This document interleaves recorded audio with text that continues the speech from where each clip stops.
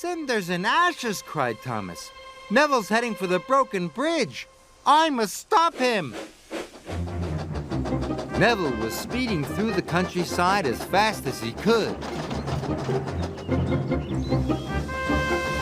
Suddenly, Neville saw a barrier on the track.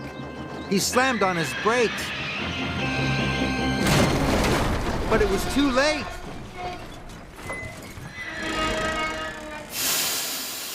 Neville was in terrible trouble. He was on the broken end of the bridge. Thomas knew it was all his fault. Suddenly, he had an idea. Thomas steamed slowly and carefully onto the bridge. He gently bumped Clarabelle and was coupled up. Thomas was very scared. Slowly and steadily, he began to pull Neville back from the edge. The bridge made a creaking noise. Thomas knew he must hurry. He pulled as hard as he could, and with one big puff, he pulled Neville's wheels off the bridge. Thomas had done it. He had saved Neville and Annie and Clarabelle.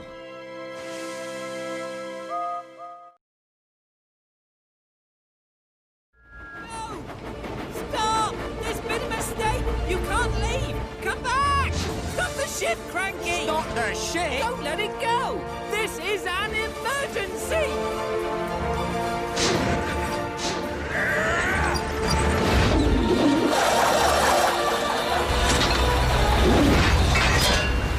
Got it!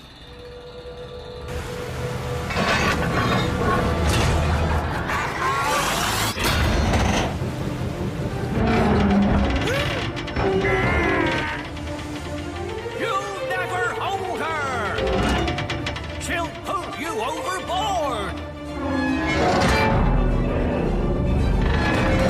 Careful, Cranky! Stop! We'll have round there! We have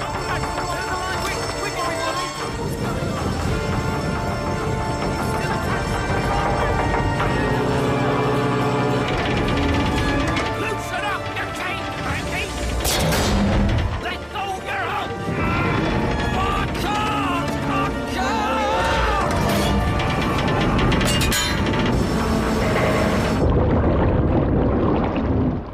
Luckily, the captain was able to stop his ship before Cranky was pulled off the docks. I told you I had it. Salty was right about the storm. It was a fierce one. The ships at sea depend upon the lighthouse to keep them safely off the rocks. But now there was trouble.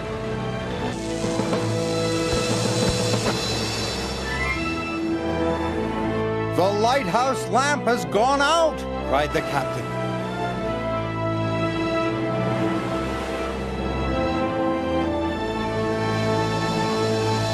Salty and Fergus were fighting their way through the wind and rain. Then Salty saw a lantern ahead.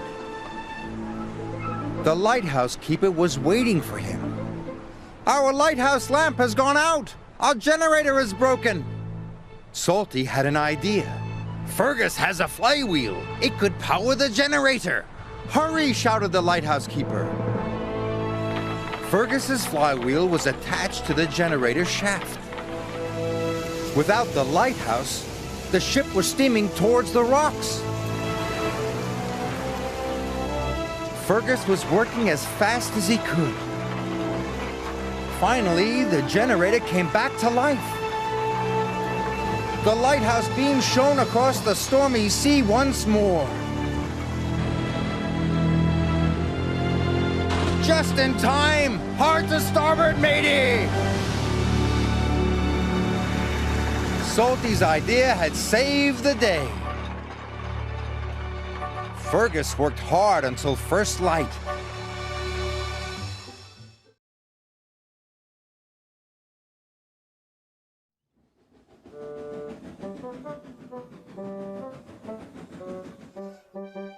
Emily could see that Oliver had broken down on the crossing. Then Emily heard Thomas's whistle. He could see Oliver, and he knew he could never stop in time. Oh! Emily charged towards Oliver, and with a huge effort, pushed him across the tracks.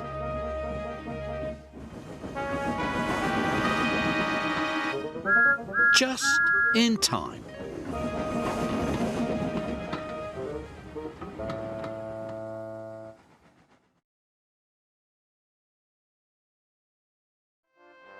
Skarloey was nearing the wharf again. Then there was trouble. Logs broke free at the forest mill. They rumbled and tumbled down the hill, and Rheneas was coming the other way. "Oh no!" cried Skarloey. "The logs will hit Rheneas!" Skarloey tried peeping and calling, but Rheneas didn't hear. So Skarloey steamed forward as fast as he could. The log hit Skarloey with a great big boof. Skarloey was dented and the bull roared, but luckily no one was hurt. Rheneas was very happy to be saved.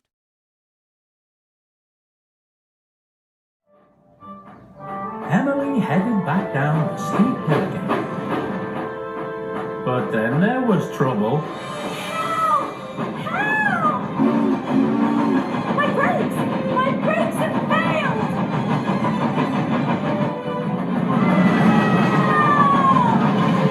Look out, Emily! I can't stop!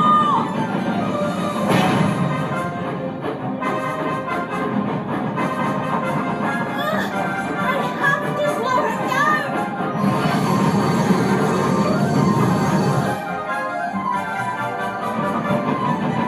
Don't worry, Caitlin! I've got you!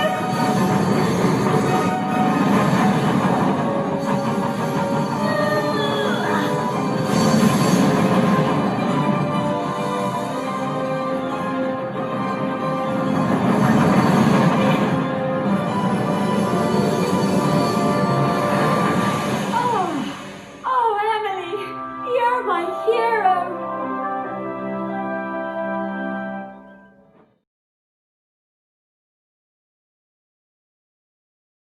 Rheneas.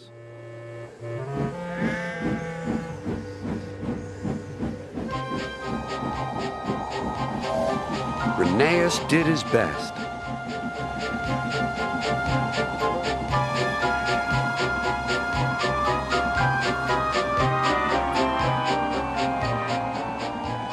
If I fail, he thought to himself, the passengers will be cross and the railway will close. Everything blurred. He was really too tired to make another turn of his wheels, but he did. And another, and another, and another.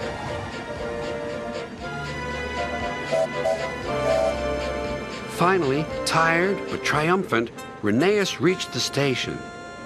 "I'm here at last," he wheezed. "Thank you for getting us home," said the passengers. "We'll tell all our friends what a fine railway this is." His driver was delighted. "You're a gallant little engine," he said to Rheneas. "When you're rested, we'll mend you, so you'll be ready for tomorrow."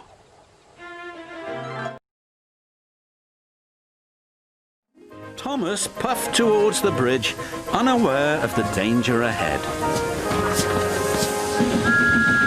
"Thomas!" Jack jumped in and lifted his front loader up against the bridge. He pushed with all his might. Thomas saw the flagman. His driver applied the brakes, but it was too late. "Cinders and ashes!" cried Thomas. Jack didn't let go. Finally, Thomas's driver backed Thomas to safety. "Hold on, Jack!" called Kelly, and he rushed to help. Jack couldn't hold the bridge any longer.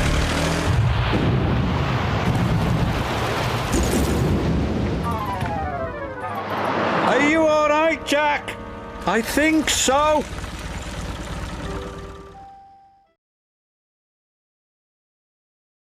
Suddenly, it was the conductor's warning whistle. Hurrah, hurrah, hurrah, laughed the cars. We've broken away, we've broken away. Chase him, bump him, throw him off the rails, they yelled. Hurry, Doc, hurry, said the driver. They raced through Edward Station, but the cars were catching up. As fast as we can, then they'll catch us gradually. The driver was gaining control. Another clear mile and we'll do it. Oh, glory, look at that! James was just pulling out on their line from the station ahead. Any minute there could be a crash. It's up to you now, Duck, cried the driver. Duck put every ounce of weight and steam against the cars. It's too late, Duck groaned and shut his eyes.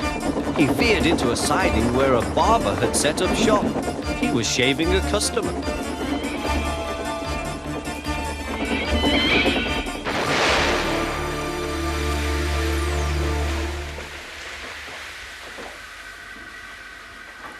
The silly cars had knocked their conductor off his van and left him far behind after he had whistled a warning. But the cars didn't care. They were feeling very pleased with themselves.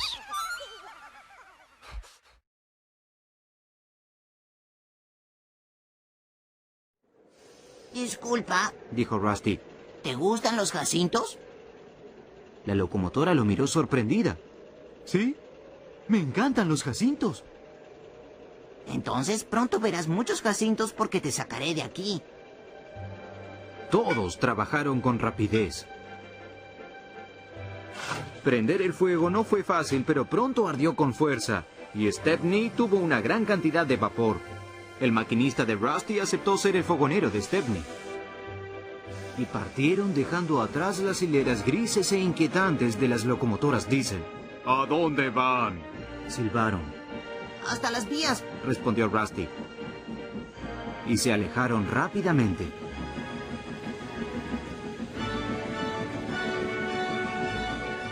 ¡lo logramos!, susurró Rusty. Ya cruzamos la frontera y estamos en nuestro ferrocarril otra vez. ¡Misión cumplida! It's no good, Ben. I'll have to try again on my own.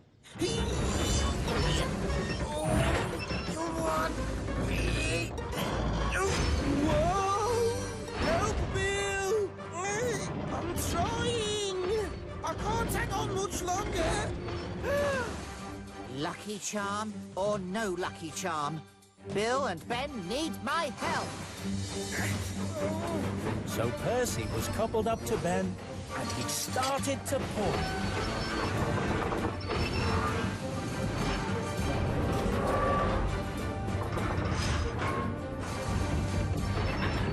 Then the Fat Controller arrived, just in time to see little Percy pull Ben to safety. Hooray! Phew! Thanks, Percy. Yes, thanks, Percy. The Fat Controller was very impressed. Well done, Percy. Well done. You are a really useful engine. Thank you, sir.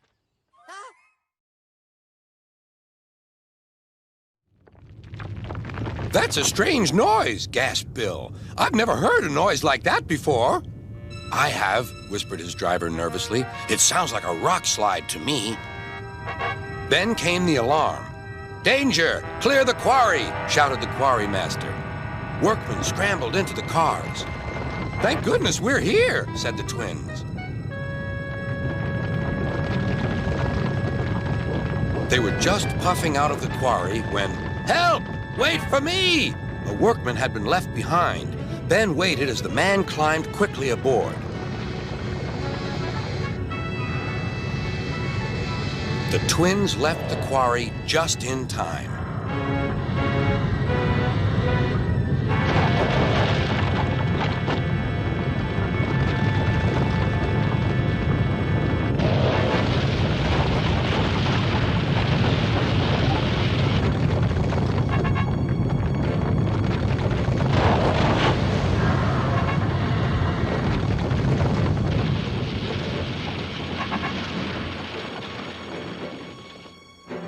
Everyone was safe, but rubble lay all around.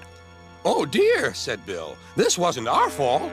I hope Sir Topham Hatt will understand." And indeed he did.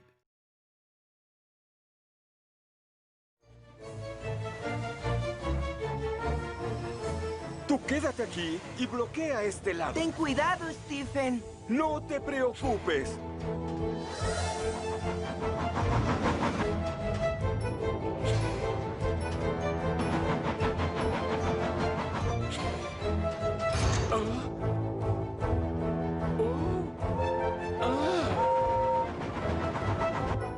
¡Ay, no! Ni siquiera puedo ver. ¿Qué está pasando? Se atoró y el puente se rompe.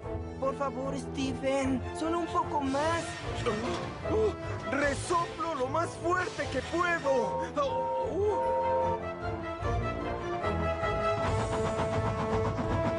Tú puedes, muchacho. Lo lograrás.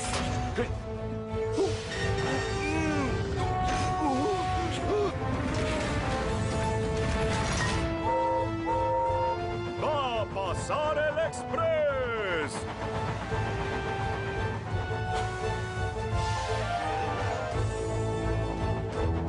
¡Alto! ¡Alto! ¡Alto! ¡Todos a un lado! ¡Despejen la vía! ¡Alto, Gordon! ¡Alto! ¡Alto! ¡Deténgase!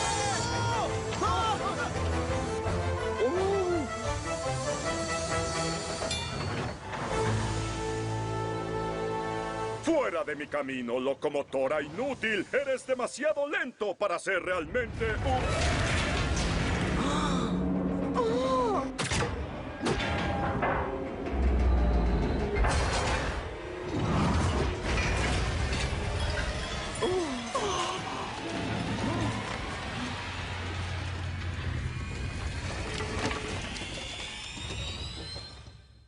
¡Oh, Stephen! ¡Tú me salvaste! Y a mis pasajeros, yo... Te está dando las gracias, Stephen.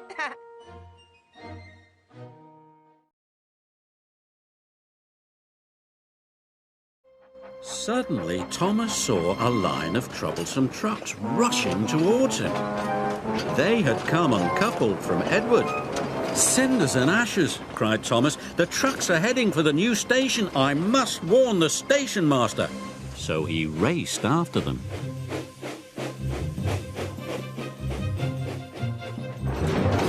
The troublesome trucks clattered along the track. Thomas was determined to save the new station, so he dashed after the runaway trucks. Thomas went faster and faster. He raced past the trucks, but he was nearly at the difficult bend.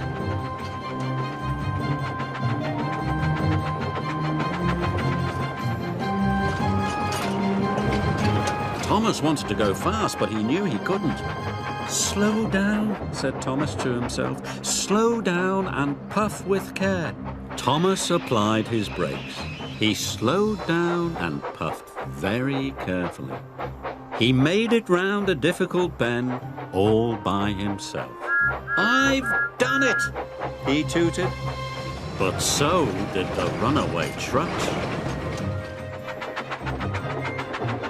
Thomas puffed as fast as he could. And he raced into the station just in time. "Runaway trucks are coming," he cried. "You must change the points." The signalman quickly changed the points. The troublesome trucks hurtled into a siding. They biffed and bashed the buffers.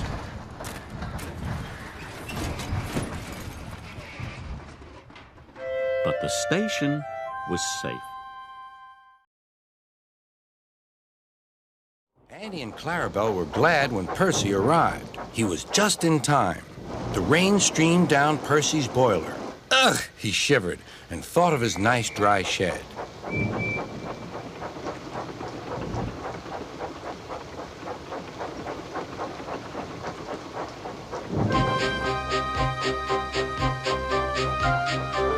Percy struggled on past coastal villages and into the countryside. river was rising fast. I wish I could see, I wish I could see, complained Percy as he battled against the rain. More trouble lay ahead.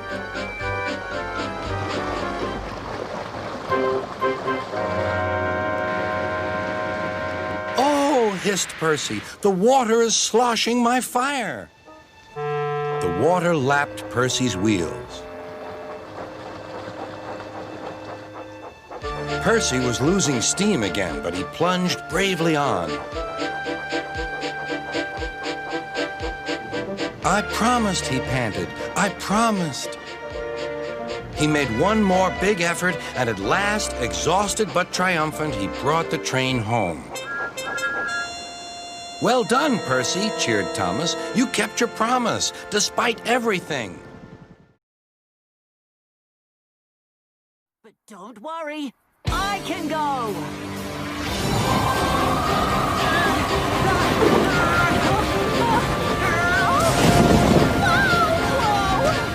I don't know if I can make it through the storm! It's too dangerous, Thomas! We should turn back too! No, Aubrey! We've got to keep going! The townsfolk need us! Must keep going! We're almost there! Phew! We made it! The cyclone must have blown over! No, Thomas! We're just in the eye of the storm! The storm has an eye? The eye means the center of the storm, where it's calm for just a few minutes. What? Oh no! We've got to go quickly, Thomas! But I don't know if I'm strong enough to get through the storm again. You can do it, Thomas! You're right! If I'm strong enough to get into the cyclone, then I'm strong enough to get out of it.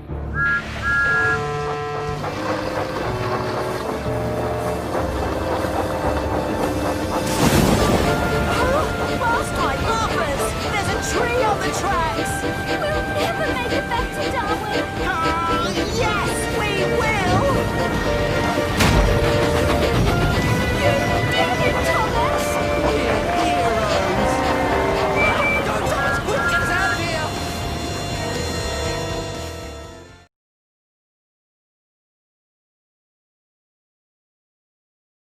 On time. Don't worry, hero. You taught me to keep on puffing. So that is what I'm going to do. Henry puffed as hard as he could, and slowly they started to move up the hill. Henry was pushing all the flatbeds, and the hero as well. Well done, Henry! Keep on puffing! Henry clunked and clanked, and clattered and rattled. His wheels were wobbly and his axles ached, but he kept on puffing. The dockworkers cheered for Henry when they saw him shouting the hero and the flatbed. Then the fat controller came to see the engines. And looked inside again, and he was surprised. There's a mother cat in here, and she's got kittens. We must rescue them, said Alfie. The building isn't safe, said the foreman. I can't send my men in there. I'll go, said Alfie bravely. I'm small enough to fit in. In no time, Alfie wriggled inside. The building creaked and plaster flew. Alfie held up his scoop for the cat and kittens to jump in. Here, kitty, kitty, Alfie coaxed. But the cat and kittens didn't move. Suddenly, the upper wall started to crumble. Hurry, kitty, kitty, Alfie cried. But it was too late. Quick as a wink, Alfie covered the cat and the kittens with his scoop. And just in time. Meow, said the cat. Meow, meow, said the kittens. Phew, said Alfie.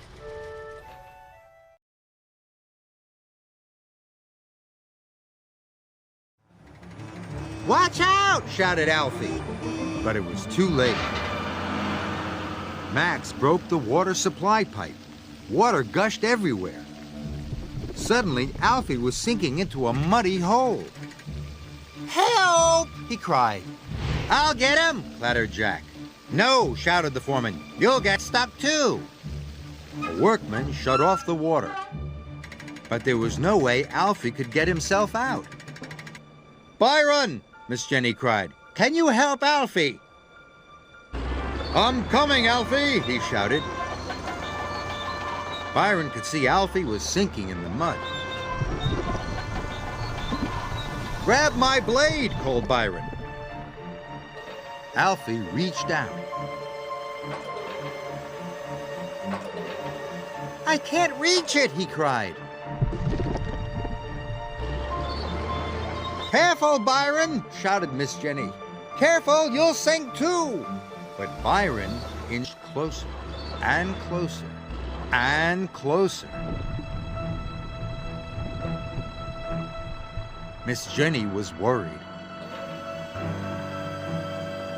"I've got it!" shouted Alfie. "Hold on!" cried Byron. "Come on, Byron!" Kelly whispered.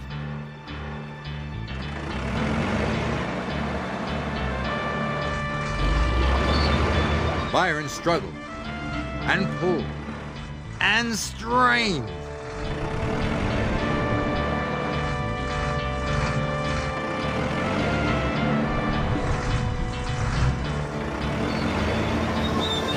At last, Byron pulled Alfie to safety. Alfie was happy to be out of the mud.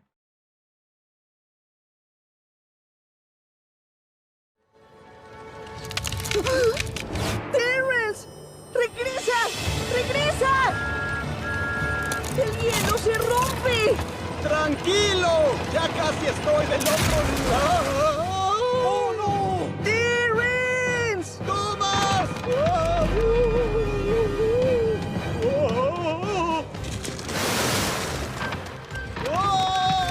¡Thomas! ¡Rápido! ¡Trae ayuda! ¡Eso tardará mucho! ¡Traigan cadenas! ¡Trataré de sacarlo! ¡Ayuda!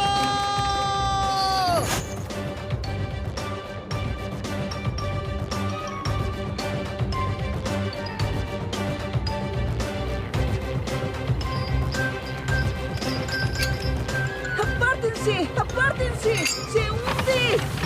¡No! ¡Thomas!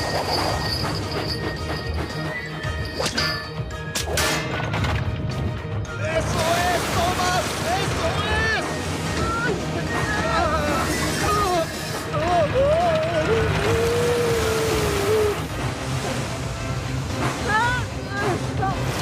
¡Sigue tirando, Thomas! ¡Ya casi lo logras!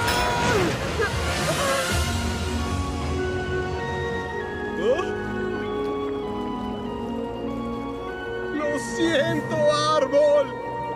¡Lo siento!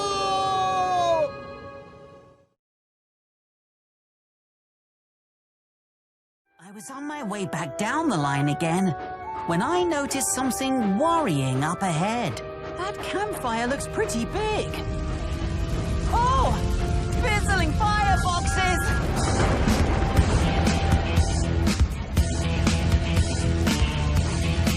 Ranger Jill! There's a bushfire spreading through the rainforest! Oh, thank goodness you're here, Thomas. We need to get to safety down on the coast. Are the animals going to be okay? Most of them will be able to get out of the forest, all right. But what about the koalas? They're so slow. We'll pick them up along the way.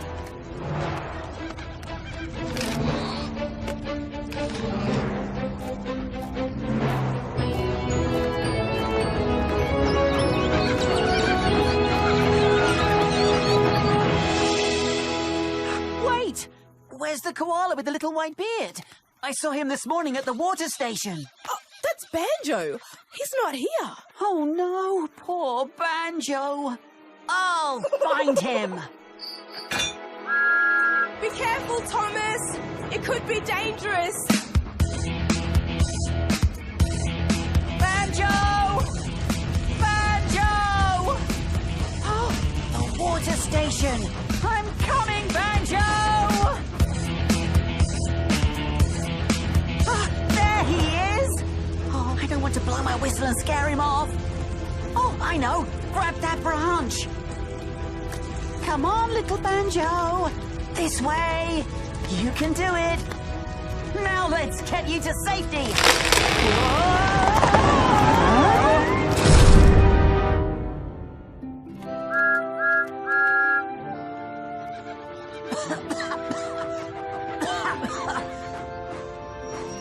Thomas! Banjo! I'm so glad you're both okay. And good news, I've just heard that the firefighters have the bushfire under control. Suddenly, he was going faster and faster. He realized that he had no driver. What shall I do? I can't stop! Help! Help! We're coming, called Edward.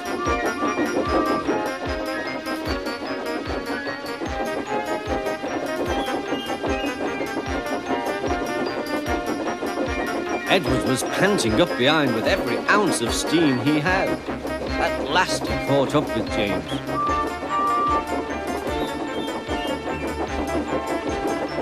Steady, Edward, called his driver. The inspector stood on Edward's front, holding a noose of rope in the crook of the shunter's pole. He was trying to slip it over James's buffer.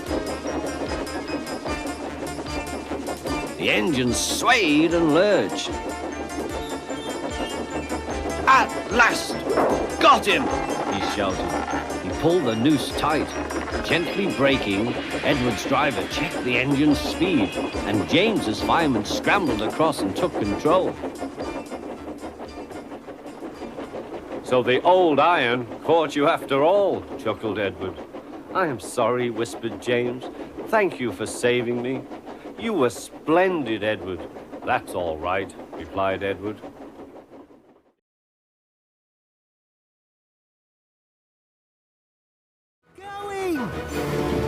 Oh, what a mess! Who's going to come and save me in this storm? Oh no! That's Doc's whistle! And he'll be here any moment! He's going to hit that tree! Wait a minute! He's going to hit me! Doc! Doc! But Skiff's voice was carried away by the wind. Oh no!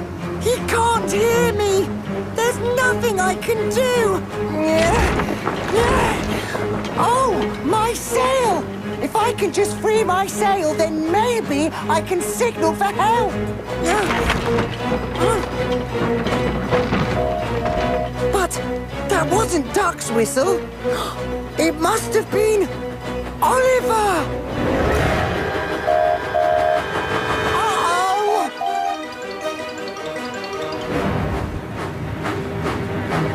Must get free!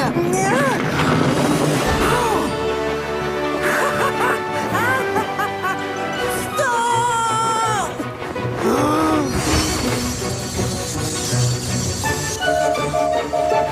What's that? Oh, Mr. Oliver, what's going on? Oh, no!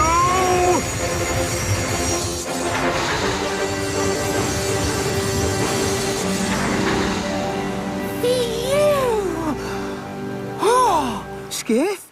Is that... shouted Toby's driver. Your only chance is to cross the bridge, called Percy.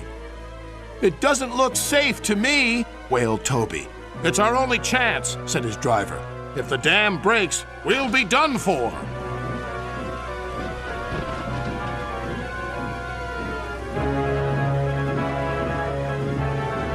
Toby was halfway across the bridge when disaster struck.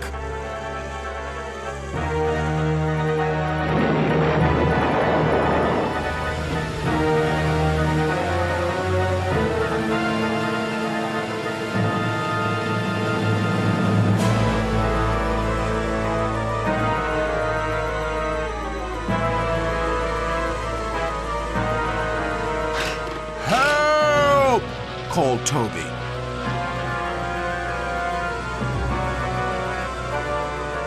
We'll follow him on our line. It meets the river further down.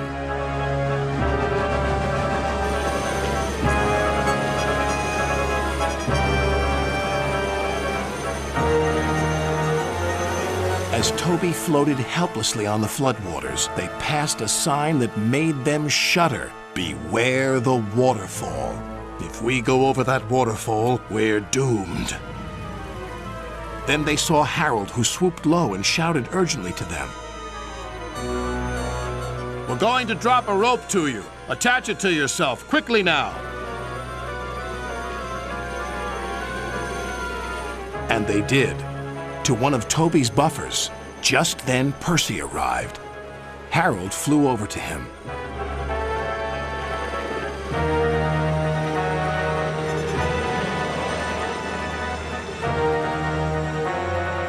Catch the rope and pull Toby to safety, he called.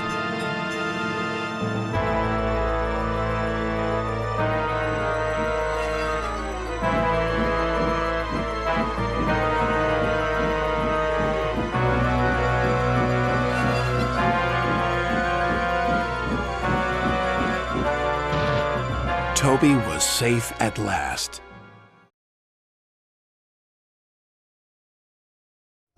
Go forward! It's a landslide! Percy! You have to get out of there! James needs my help. I must be brave. Percy! No! Go forward! The monster!